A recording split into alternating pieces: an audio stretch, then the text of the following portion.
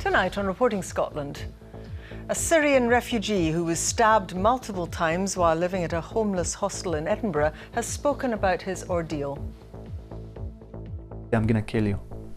When he stamped me, first stamp and second one, when I dropped down, he said, I told you I'm going to kill you. Go back to your country. An 18-year-old man has pleaded guilty to racially aggravated attempted murder.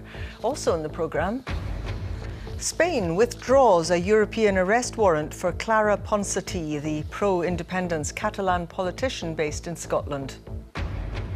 Claims that English police officers infiltrated legitimate protest groups in Scotland. Now a judge considers whether there should be an inquiry into undercover policing here. A huge reduction in hospital admissions caused by legal highs after a crackdown by police and trading standards. And here at the Open at Carnoustie, America's Kevin Kistner is the clubhouse leader. But is Tiger lurking, as it's been a day to remember for a Scottish amateur?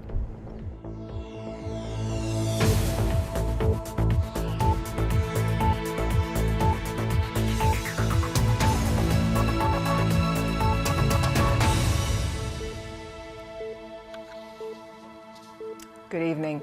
An 18-year-old has pleaded guilty to the racially aggravated attempted murder of a Syrian refugee in May. Shaun Gorman stabbed 25-year-old Shahbaz Ali in Edinburgh several times. A warning that some of the images in Katrina Renton's report are disturbing and show some violence. Shahbaz Ali's injuries were life-threatening. Now he has trouble walking and spends much of his time in bed. He was stabbed at least half a dozen times. You're still in a lot of pain, aren't you? Yeah, very, very sharp pain. On my left chest and the stomach, the right side, and my arms, I cannot feel like power like before. You cannot take heavy things. Shahbaz and his younger cousin lived in a hostel for homeless people in this street in Edinburgh. At about midnight on the 3rd of May, he heard loud music coming from one of the other rooms. He knocked 3 times to ask them to turn it down. Shaun Gorman came to the door. Shahbaz's cousin filmed the attack. Just go back to the room and I'll leave you. But if you didn't go back to the room and you lift your hand, I'm going to stab you to pieces. Gorman shouted at her to go away from here. This is not your country. He then stabbed Shahbaz. He said, I told you I'm going to kill you. Go back to your country.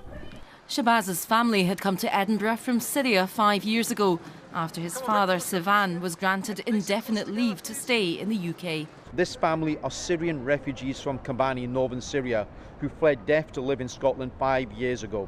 Shahbaz lost 9 members of his family after an attack on their city by Islamic State. This racist thug who pled guilty today had no regard for the life of Shahbaz Ali, who had done nothing wrong. He was a hard-working, quiet young man trying to rebuild his life after Syria. Shahbaz said he had felt unsafe in the hostel and had already told Edinburgh Council. I complained to her. I said the hostel is not safe and door every time is open and security is not there all the time. He's not doing his job. And she said, okay, I will speak to the manager of the hostel, but nothing changed, still same. And then after that, couple of days, this accident happened with me. Yeah. Edinburgh City Council said it had done everything possible to support Mr Ali and that it takes the safety of everyone placed in temporary accommodation very seriously. Shaun Gorman will be sentenced next month. Shahbaz will be scarred for the rest of his life. Because we ran from the war in Syria. We came to safe place and this has happened. Katrina Renton, Reporting Scotland, Edinburgh. Spain has withdrawn a European arrest warrant for a pro-independence Catalan politician who's been contesting extradition from Scotland. Professor Clara Ponsatí was arrested here in March. Here's our political correspondent, Nyla Gallaher. Clara Ponsatí was facing over 30 years in a Spanish jail for organising a vote on independence. Today, a reprieve. Last week, a German court ruled that her old boss, deposed Catalan President Carles Puigdemont, could only be sent to Spain to face the charge of misappropriation of public funds and not the more serious offence of rebellion. The Spanish judge in charge of the case said, since these circumstances short-circuit the operability of the international cooperation instrument, it's appropriate to withdraw the European detention orders for the accused. Clara Ponsatí can now get on with her life in Scotland, but she still faces jail if she returns to Barcelona, where her family live. It's hard on them.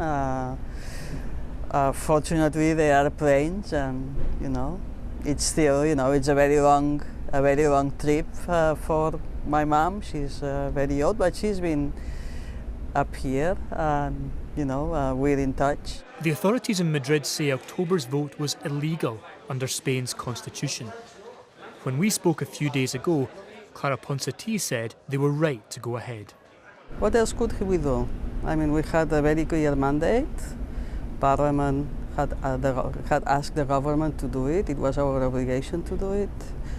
It was organized, with popular participation in a very effective way. And, it was the people's demand.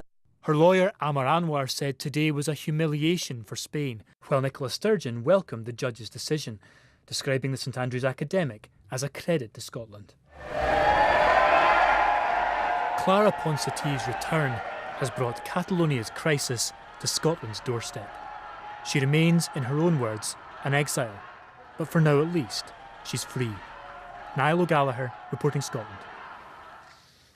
Should there be a public inquiry into undercover policing in Scotland? That's the question a judge in Edinburgh is being asked to rule on. There's an inquiry into covert police activities south of the border, but activities of officers in Scotland aren't being investigated. Campaigners say that's unacceptable. Our Home Affairs correspondent Andrea Alderson reports. In an English seaside town, a Scot we're calling Andrea recalls how she was duped by an English police officer working undercover. I lived with an undercover police officer that I knew as Carlo Neri for 2 years, from 2002 till 2004. I met him and we got involved in a relationship very quickly. He moved in with me and we got engaged. Andrea says on a number of occasions her boyfriend was keen to go to Scotland. She doesn't know why, as she wasn't political herself, but she says she had many friends involved in left-wing activism. Particularly trade unionism and anti-racist politics and socialist politics. So my belief is that I was a central figure in order for him to infiltrate those groups. I think I was trusted within those groups and people chose to allow him into their lives because they trusted me. Campaigners say English officers infiltrated legitimate protest groups, including those taking action at the G8 summit in Gleneagles. But while there's a public inquiry into covert policing south of the border, anything which happened in Scotland is excluded, and campaigners want the court to rule that's wrong. Tilly Gifford was the subject of surveillance in Scotland, but is unable to find out why or by whom. She says it's vital undercover activities are investigated. We know that women were deceived into long-term intimate relationships. We know that some of these police officers fathered children and then got promotions in their own work and went on to train more policemen to do the same thing. One of the criteria for the police doing these jobs is that they already had a wife and children at home. So the levels of institutional sexism and human rights abuses are massive, and this was happening in Scotland. The UK government says it won't investigate police activities in Scotland, while the Scottish government ruled out its own inquiry after an inspection report said safeguards were in place. Andrea Alderson reporting Scotland. Members of the armed forces in Scotland will not have to pay higher income tax bills than those in the rest of the UK. The Defence Secretary, Gavin Williamson, has offered to compensate service personnel facing tax increases as a result of changes by the Scottish Government. Here's our political correspondent, Glen Campbell. Most soldiers, sailors and Air Force personnel who pay tax in Scotland pay more than their counterparts elsewhere in the UK as a result of changes to income tax rates and bands by the Scottish Government. On a visit to Govan Shipyard in Glasgow, the Defence Secretary said that wasn't fair on servicemen and women. They don't have a say as to whether they're stationed in Scotland, England, Wales or abroad. So we felt that there was a disparity and really wanted to address that. The NAT tax that has been imposed by the SNP is affecting 70% of service personnel in Scotland. The Ministry of Defence has decided to spend around £4 million to compensate around 8,000 military personnel who earn more than £26,000 a year and pay higher tax because they happen to be based in Scotland. The change will not apply to other UK government staff working in Scotland, and it's to be kept under review on an annual basis. Military personnel living in Scotland enjoy benefits not available elsewhere in the UK because of the policy choices Holyrood has made. That's why, if you're sending one of your children to university, you don't have to pay £9,000 a year, as you would if you were armed forces personnel stationed in England. That's why you don't have to pay £8.80 for a prescription charge. That's why if you have young children in the earliest years of primary school, you don't have to pay for school meals. So does the Defence Secretary have plans to even out those cross-border differences? Can I just ask, will you be extending benefits such as free tuition and free prescriptions to soldiers in England? He didn't say, nor did he suggest that Scotland's lower 19p starter rate of tax would be applied UK-wide for those who serve in the armed forces. Glen Campbell reporting Scotland, Glasgow. The family of a 14-year-old boy who died at a reservoir in Paisley have said their lives will never be the same. Ben Thompson's family described him as their little comedian and one of the kindest, sweetest son, brother, grandson and friend that anyone could have. His body was recovered from the Glenburn Reservoir on Tuesday evening. An Orange March due to take place in Glasgow on Saturday has been cancelled. The parade was due to pass the scene of a sectarian attack on a priest during a similar event earlier this month. Police Scotland are investigating claims that Canon Tom White was spat on as an orange parade passed St Alphonsus Church in the city's East End. Glasgow City Council confirmed the walk would not go ahead after a meeting with organisers. The Orange Lodge said it fully supported the decision. Researchers at Edinburgh University say restrictions on the use of so-called legal highs have led to an 80% reduction in hospital admissions. Police and trading standards began a crackdown on the drugs in the capital in 2015. UK-wide legislation was introduced the following year. Our health correspondent Lisa Summers reports. The clampdown on legal highs in Edinburgh started a year before UK-wide legislation came into force. The city had a huge problem with the abuse of substances that could be bought over the counter, in particular spice and a substance called ethylphenidate. These patients can come in agitated, they can come in confused, they can come in very aggressive and sometimes need quite marked sedation. They also come in with a lot of skin lesions from where they've been injecting legal highs, if they're injecting them. The study looked at hospital records before and after the restrictions. It's the first in the UK to do so since the legislation changed. The findings were surprising. 2014, 2015, a horrible time in Edinburgh, and suddenly it just faded away over months as ethylphenidate was taken away. And so it can't really have gone underground, because even if underground you still get health problems, you still get psychiatric problems, you'd still be presenting to the services even if you're getting your drugs from a different source. So what we're clearly seeing now is a complete absence of those types of patients. This footage from Wrexham in Wales shows the effects of spice. Here the local council has set up a task force to tackle problems. I came here in 2015 when the authorities began their campaign to crack down on legal highs and saw the haul of drugs handed in by shops across the city. Today's research suggests that campaign has been successful and others might learn from it. But it doesn't mean to say there's not a drugs problem in Edinburgh or indeed across the rest of Scotland, where drugs-related deaths are at a record high. There is an acknowledgement that some of these users have gone back to other drugs like heroin or cocaine. It's really important to remember that the reasons that people take drugs don't get taken away when we ban a particular substance or a group of substances. So we really have to look at what's driving drug use in the first place and try to address that as well. Findings throw a spotlight on one city, but researchers believe it shows focused legislation alongside local efforts can turn the tide against these highly damaging drugs. Lisa Summers reporting Scotland, Edinburgh. The number of people dying in Scotland from avoidable causes is increasing, according to BBC research. Scotland appears to fare worst of all four home nations, with links between ill health and poverty blamed for the rise. Our reporter Aileen Clark has been to North Ayrshire, the area with the worst record in Scotland, to find out what's being done to tackle the problem. North Ayrshire today had sunny skies down to the sea.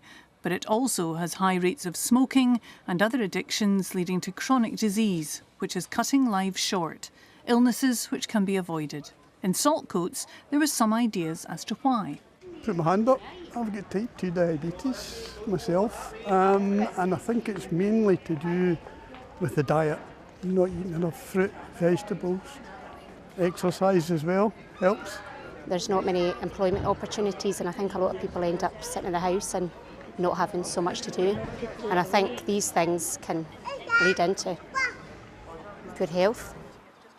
In Irvine, I met a director of public health who says it's the poverty in the area that's at the root of these premature deaths. Higher levels of diabetes in more deprived populations, or higher levels of COPD, chronic obstructive pulmonary disease. The pattern repeats and repeats.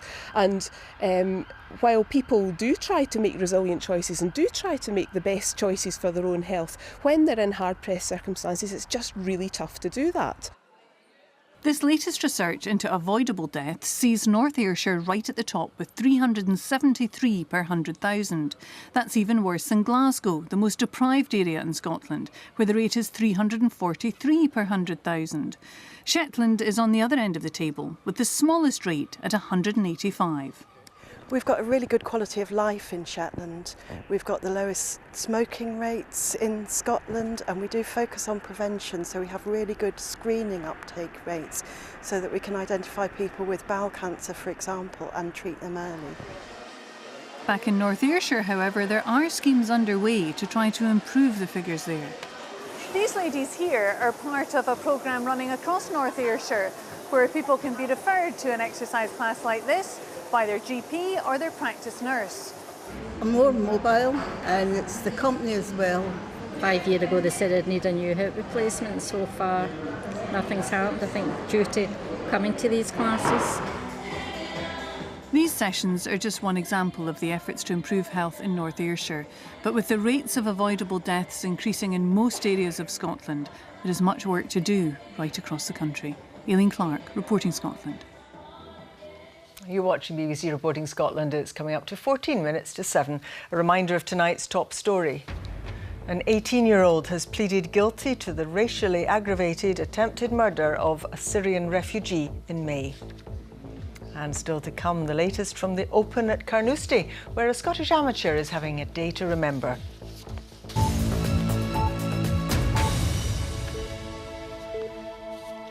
Jobs fair was held in Annan this afternoon to support those facing redundancy from the closure of the town's Pinnies fish processing factory. A total of 450 jobs will be lost, with some already gone. Willie Johnson reports.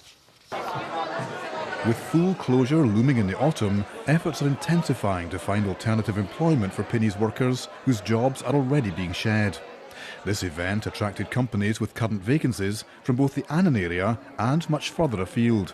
We've got plenty of vacancies that we can offer in terms of food operative roles, so there's not necessarily any skill required. We provide all the training for that. So far it's been unexpected. We've actually had more interest from what we might call management than we have from people on the shop floor, which has been surprising, but perhaps might be interesting too. People have transferable skills. You don't need to come from a care background. You're just looking for people, strong characters with life experience that are able to transfer the skills that they've already got. Scores of Pinnies staff came to see what's on offer. I'm trying to keep my hopes up, still looking for jobs elsewhere, keep my options open. I'm working in Pinnies for 12 years, but now situation is very, very bad because too many people looking for job. That's a very problem. There ain't a great lot in Annan. I don't know. I don't think everybody will find work, to be honest. As part of a £7.7 million economic package announced today for the whole south of Scotland, £250,000 was earmarked for an Annan action plan to mitigate Pinnies closure. However, the government's main aim remains finding a buyer who will retain a significant number of jobs on site. We have to proceed on the basis that we hope for the best but prepare for the worst. In other words, we have to provide every opportunity for people to find other jobs, but whilst pursuing another major employer, and we're doing that. As well as employers, there are people here today giving advice on further education and training, on how to set up your own business, and in the worst case scenario, on dealing with benefits and debt. The hope is, though, that for most people, it won't come to that. We have, from past evaluation, we have a 75% success rate of individuals moving into a positive destination, so moving into a job. In the meantime, the clock is ticking. Woody Johnston, reporting Scotland, Annan. Rangers have contacted Police Scotland after a video emerged on social media of a fan appearing racially to abuse a child ahead of the side's Europa League qualifier in Macedonia. The footage, which has been widely condemned by the club's fans, ends with the man saying "white power" to a group of Macedonian children. It was apparently filmed before the match against Skopje on Tuesday. I think I was going to offer you our reporter Chris McLaughlin bringing you that package, but I think it's not available.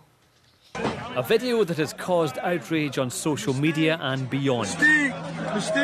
Mistake.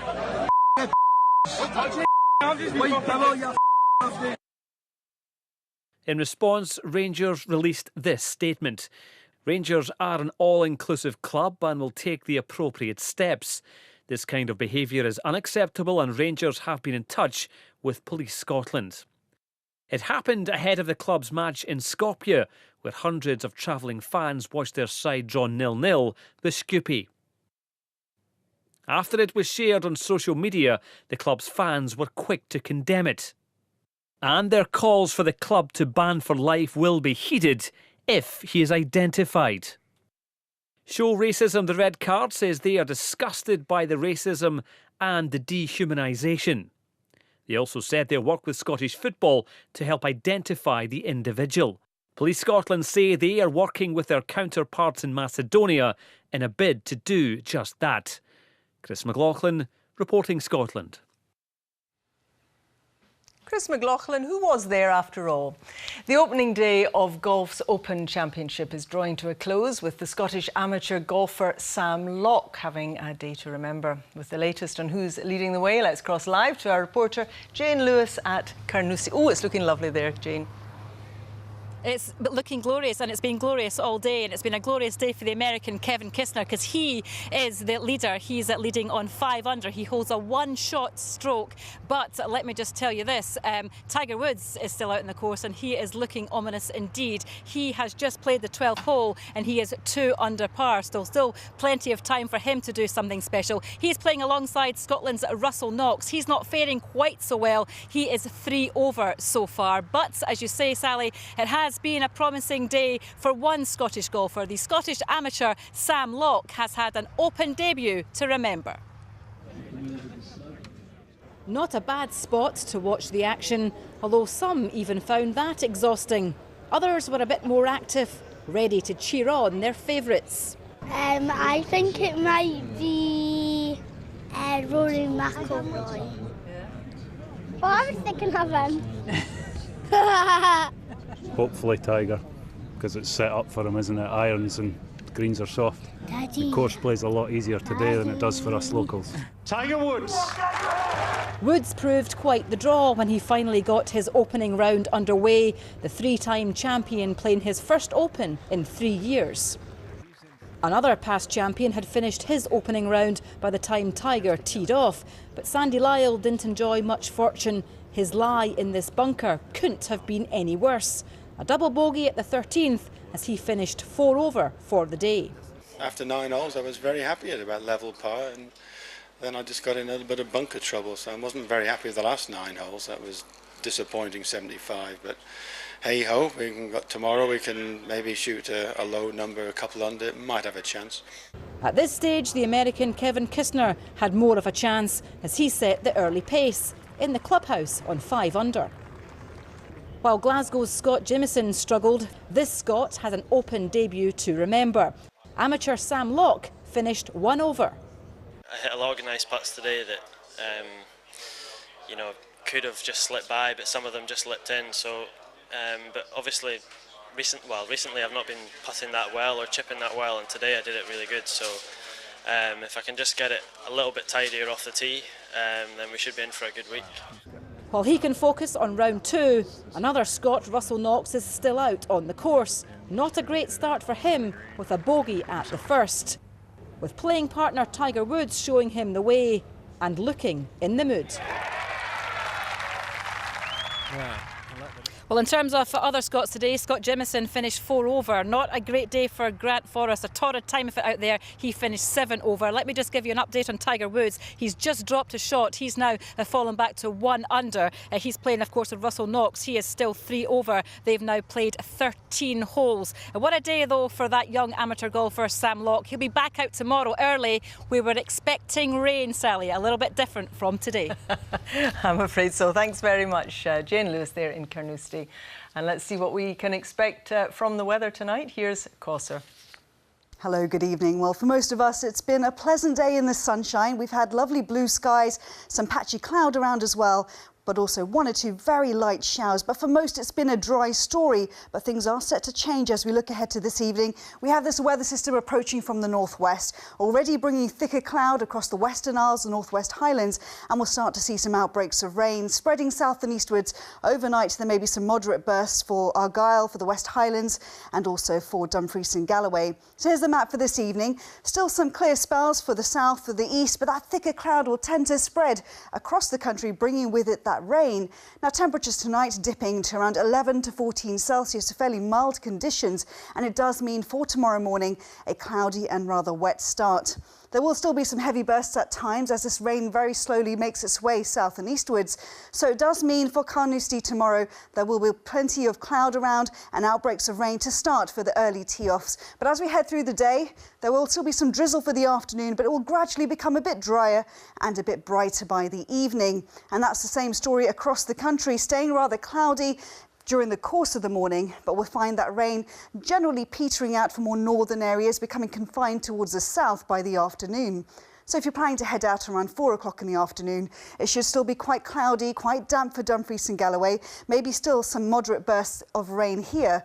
Further towards north of the central belt, it will be dry. Just 1 or 2 light showers around, some patchy drizzle. The best chance of any brightness, most likely across the very far north and for the Northern Isles too, and temperatures ranging from around 15 to 19 Celsius.